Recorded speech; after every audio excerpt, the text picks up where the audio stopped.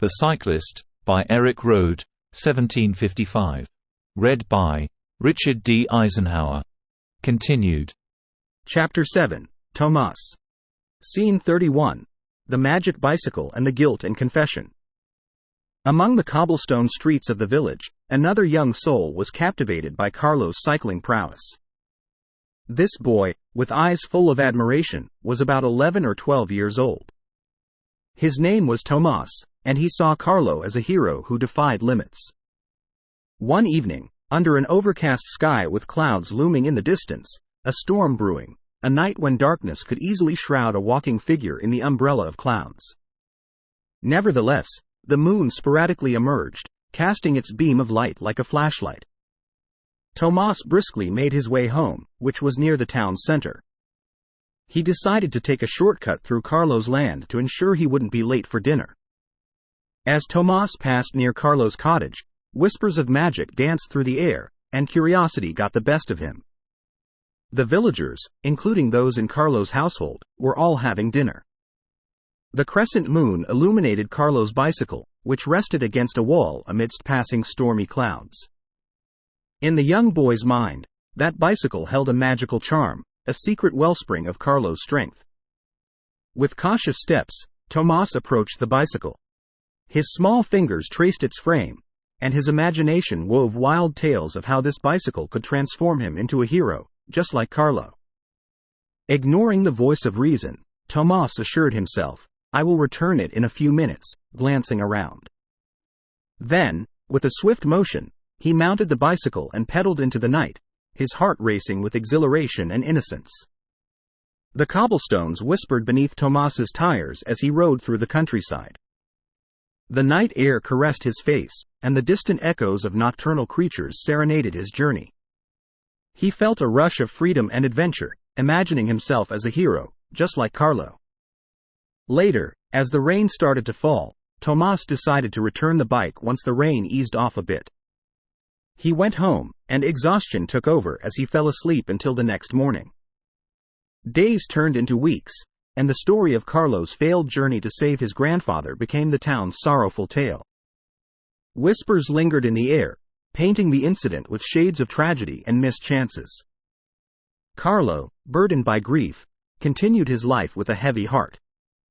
One day, as the sun cast long shadows across the village square, Tomas found Carlo alone by the riverbank. The weight of guilt bore down on the young boy's shoulders, and with trembling lips, he confessed his secret. The truth tumbled out, revealing how his innocent curiosity had inadvertently robbed Carlo of the chance to bid farewell to his grandfather. Tomas's voice quivered as he recounted the night he rode Carlo's bicycle, believing in the magic it held. Tears welled in his eyes, and he apologized profusely for his unwitting role in the tragedy. Carlo's eyes softened as he listened, his heart recognizing the purity of Tomas's intentions. Carlo spoke, his voice gentle yet tinged with sadness, and said, "Tomas, you were just a curious young boy. You didn't know the weight of the circumstances that night. It's not your fault." Tomas wiped away his tears, his eyes still brimming with remorse. "But I took away your chance to say goodbye," he whispered. Carlo placed a comforting hand on Tomas's shoulder and replied, "My chance to say goodbye to my grandfather may have been lost, but that doesn't mean I blame you. Life is filled with unexpected twists, and we must learn to carry the weight of our experiences, both the joyful and the sorrowful. You've shown great courage in admitting your actions, Tomas. Remember, it's not the bicycle that makes a hero, it's the heart." Tomas nodded, his heart lighter for having shared his burden with Carlo. In that moment, a bond formed between the seasoned cyclist and the young dreamer, one built on forgiveness, understanding, and the shared realization that heroes were not exempt from the complexities of life. Scene 32. A bond forged in secrets. Carlo, the seasoned cyclist who had faced challenges and triumphs, knelt before Tomas, his expression a canvas painted with understanding and compassion. The lines etched on his weathered face spoke of a life rich in experiences, from moments of sheer joy to depths of profound sorrow. In this moment, Carlo made a decision that would not only shape Tomas's life but also leave an indelible mark on his own. His hand, calloused by years of gripping handlebars, landed gently on Tomas's small shoulder, a reassuring weight that conveyed more than words ever could. His voice, a soothing melody, broke the heavy silence. Tomas. Carlo's words flowed like a silent river, washing away the burden of guilt that weighed heavily on the young boy's heart. He continued to speak. We all make choices in life, sometimes without fully grasping their consequences. But remember, the past is not a place for blame. It's a place for learning and growth. You were curious, and curiosity is a beautiful thing. Tomas looked up at Carlo, his eyes wide with a mix of relief and gratitude. In that moment, the weight of guilt that had pressed upon his young shoulders began to lift, like a heavy fog dissipating under the morning sun. From that day onward, Carlo became more than just a cyclist. He became Tomas's silent mentor. Their bond deepened as Carlo shared the intricate art of cycling with the young boy, teaching him not only the mechanics of balance, speed, and endurance but also the values of discipline, determination, and resilience. Under Carlo's patient and watchful eye, Tomas's natural talent blossomed. His once uncertain pedaling grew steady and confident.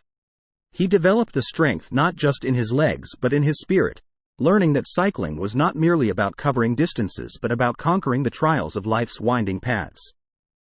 Their mentorship was a quiet, closely guarded secret, shielded from the prying eyes and gossipy tongues of the town. Carlo knew that revealing the truth about Tomas's innocent role in his past tragedy would invite unnecessary judgment upon the young boy, something he was determined to spare him from. One sunny afternoon, as they rested by the riverbank, the golden rays of the sun stretching long shadows across the ground, Carlo spoke with warmth in his voice. Tomas, you possess a gift that goes beyond cycling. Your determination and spirit remind me of my own youth. Tomas's face lit up with pride at Carlo's words, his heart swelling with a profound sense of belonging and purpose.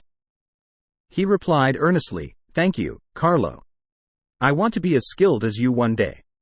Carlo chuckled warmly, a sound that resonated with both approval and affection, and replied, Tomas, you already have the heart of a true cyclist. With time, practice, and unwavering determination, your skills will match the greatness of your spirit. And so, their clandestine mentorship continued, hidden beneath the surface of the village's daily life but thriving in the shared moments of guidance and growth. In Tomas's eyes, Carlo was not just a hero on a bicycle. He was a hero of the heart, teaching him that even in the face of adversity, one could find the strength to forgive, to learn, and to pedal forward with unwavering resilience. Scene 33, From a Small Town to European Glory. As time flowed onward, Tomas's fascination with the bicycle transformed into an unassailable talent. He no longer confined himself to the cobblestone streets of their village but ventured further afield, entering regional cycling competitions that left spectators in awe. The villagers, who had once watched Tomas wobble on two wheels, now marveled at the young man who pushed boundaries and achieved new heights. Yet, Tomas's journey didn't culminate within the village's borders. It was merely a stepping stone to something far more grandiose. He embarked on a path that led him to the illustrious stage of European cycling competitions. Guided by Carlo's sage wisdom and nurtured by the silent bond they shared, Tomas overcame every challenge with unyielding determination, ultimately emerging as the Italian cycling champion. The village, once a place where whispers of magic and tragedy hung heavily in the air, was now filled with a resounding chorus of pride. Carlo, the seasoned cyclist who had pedaled through life's tempests, and Tomas, the once curious boy who had grown into a cycling sensation, stood as living symbols of unity and triumph. Their shared journey, built on hidden truths and mentorship, stood as a powerful testimony to the resilience of the human spirit, the boundless well of compassion, and the enduring strength of connections that transcended even the darkest of secrets. One crisp morning, they stood by the river, the place where their mentorship had quietly blossomed. Carlo's weathered face, lined with experiences that spoke of both joy and sorrow, radiated a sense of profound pride. Tomas, he began, his voice a soothing balm to the young man's heart, you've not only become a true cycling champion but a champion in life itself. Your journey is an attestation to what one can achieve with determination and heart. Tomas couldn't help but grin, his Italian cycling championship trophy glinting in the brilliant sunlight. He replied, "I owe it all to you, Carlo. You taught me that even when life throws you off balance, you can find your way back on track." Carlo's eyes twinkled with pride and wisdom. He added, "Always remember, it's not just about the races you win, but the lives you touch along the way. Keep pedaling, my boy, and may your wheels carry you to even greater heights." Their words, spoken beside the glistening river, echoed into the distance, serving as a monument to the enduring bond between mentor and mentee, between a seasoned cyclist and a rising star. Scene 34, The Race. Carlo returned to town and left Tomas sitting by the river. As Tomas sat by the tranquil river, gazing at his Italian championship trophy, he found himself immersed in a flashback memory of his rigorous training journey, which had set the stage for his eventual triumph. Those early mornings, etched in stone, became the foundation of his cycling prowess. Training began at 4 a.m., before the fields demanded their attention. With only one bike between them, Carlo and Tomas crafted a unique routine. Tomas, to himself, said, "Every dawn, every pedal stroke, it counted." Carlo, the mentor and father figure, picked up Tomas each day. Together, they embarked on different routes, navigating varying elevations. Tomas jogged alongside Carlo cycling, pushing himself to the limits. Carlo, encouraging, told Tomas, "You've got the heart of a champion, Tomas." Months of dedicated training passed, and Carlo decided it was time for Tomas to test his mettle in the school's monthly bike race. Most competitors were older, but Tomas was undeterred. Tomas, determined, replied, "I'll give it my all, Carlo." In his debut race, Tomas secured a remarkable third-place finish, igniting a spark of hope and determination. Months rolled on, and Tomas started outpacing older competitors in the monthly school races, much to Carlo's pride. Carlo, beaming with pride, said, "You're making a name for yourself, Tomas." After a year of unwavering training, Carlo set his sights on a regional bike race. He not only imparted physical skills but also tactical tricks to outsmart opponents under the table. Tomas absorbed this knowledge eagerly. Tomas, curious, responded, "Carlo, tell me more about these tactics." In his first regional competition, Tomas encountered adversity when he injured his ankle before the race. Nevertheless, he persevered, securing a commendable fifth-place finish. Tomas, gritting his teeth, talking to himself, said, "I won't let anything stop me." Their training now had a clear objective, to conquer the Rome Cycling Championships. Tomas pushed himself to the limits, focusing on endurance and strength. 3 years of relentless training passed. Tomas, reflecting, said to himself, "I've come so far."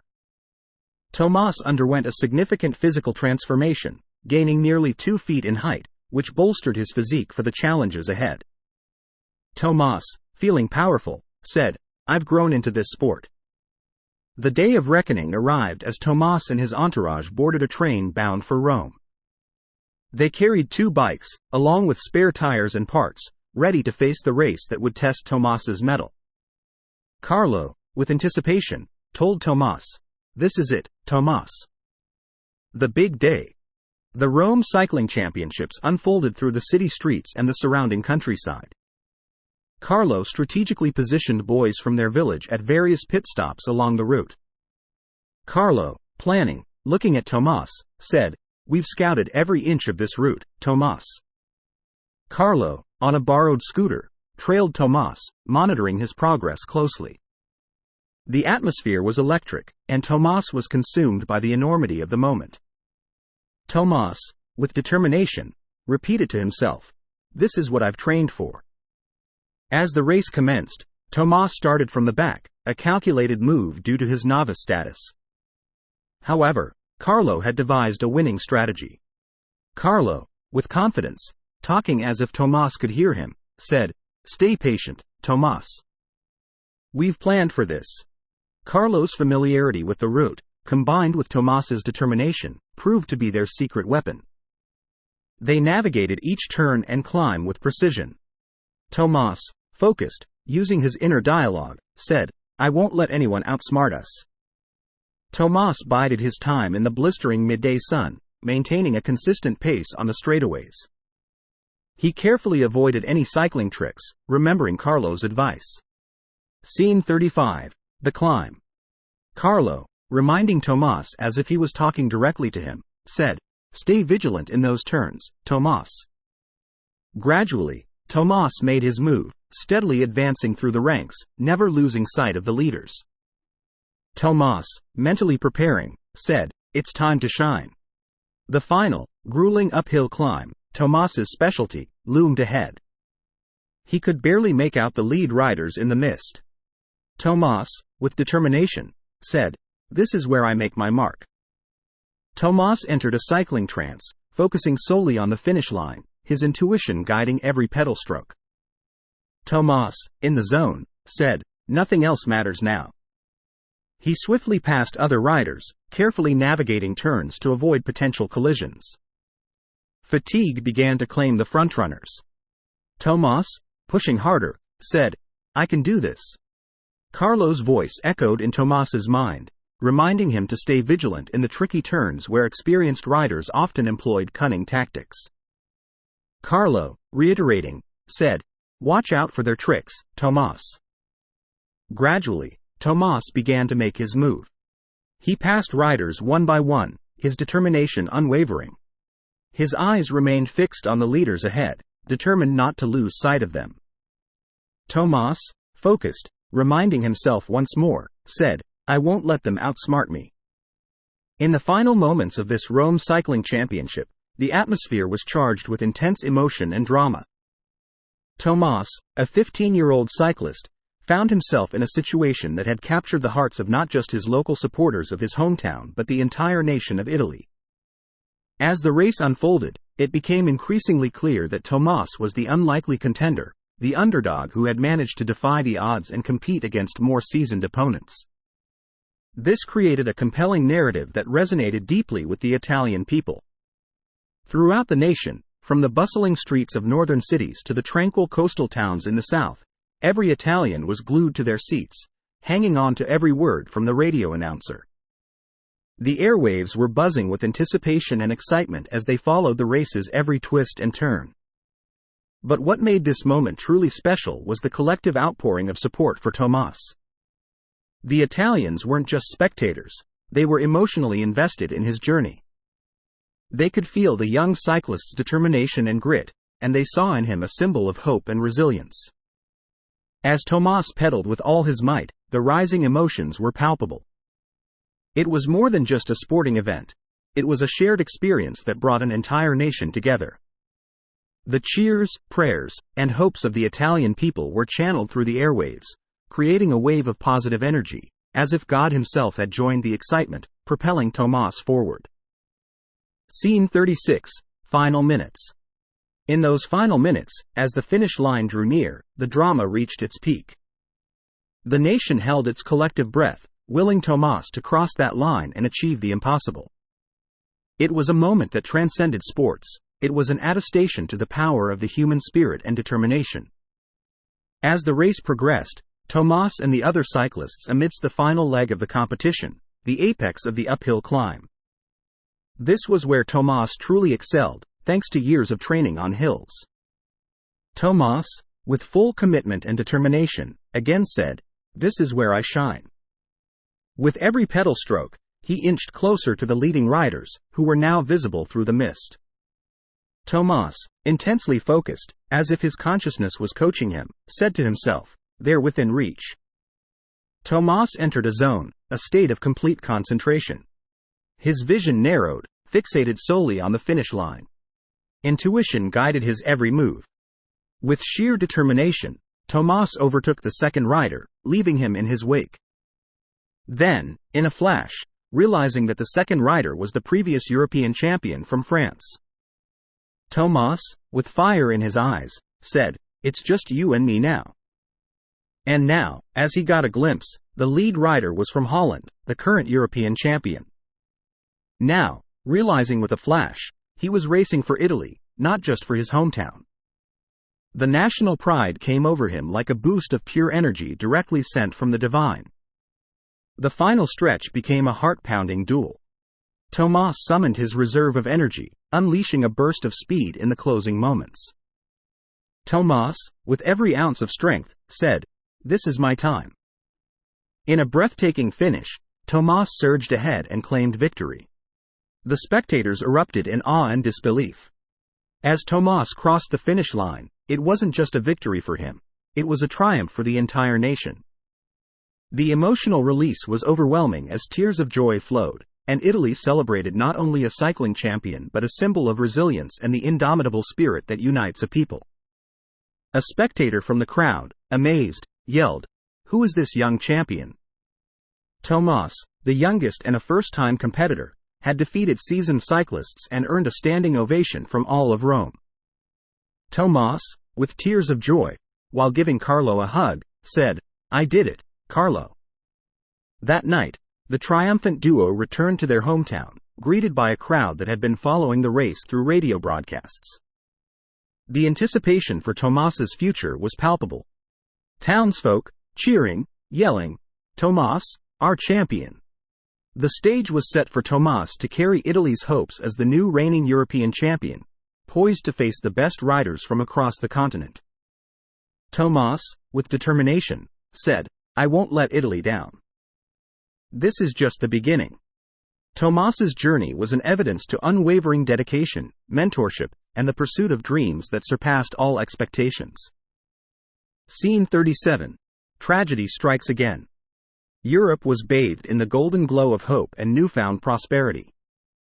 Tomas, now celebrated far and wide as a cycling champion, continued to chase his dreams with unwavering zeal. The very roads that had once served as his humble training ground were now his kingdom, each twist and turn echoing his storied legacy. On this particular fateful day, the sun hung high in the sky, casting long shadows across the picturesque countryside. Tomas, clad in his cycling attire, mounted his bicycle with the same unbridled enthusiasm that had always defined him. The wind, carrying the scent of blooming wildflowers, whispered promises of victory in his ears. The rolling hills, adorned with fields of vibrant green, seemed to bow in reverence to his remarkable skill. But fate, that capricious mistress of life's grand tapestry, had a different plan in store. As Tomas's bicycle sliced through the wind with the grace of a seasoned dancer, a sudden, piercing screech shattered the tranquility. An American-made car, its engine roaring with an almost arrogant confidence, careened into Tomas's path. The collision was swift and brutal, an agonizing dance of twisted metal and fragile flesh. Tomas, the young champion who had once conquered insurmountable challenges, now lay motionless, his life snuffed out in an instant. The bicycle, which had been his loyal steed through countless victories, lay mangled beside him. Amidst the chaos, a stunned and horrified hush descended upon the scene. The American tourist, dazed and disoriented, stumbled out of the car, a stark contrast to the vibrant and confident young cyclist whose journey had been so tragically cut short. The Cyclist, by Erik Røde, 1755. Read by Richard D. Eisenhower.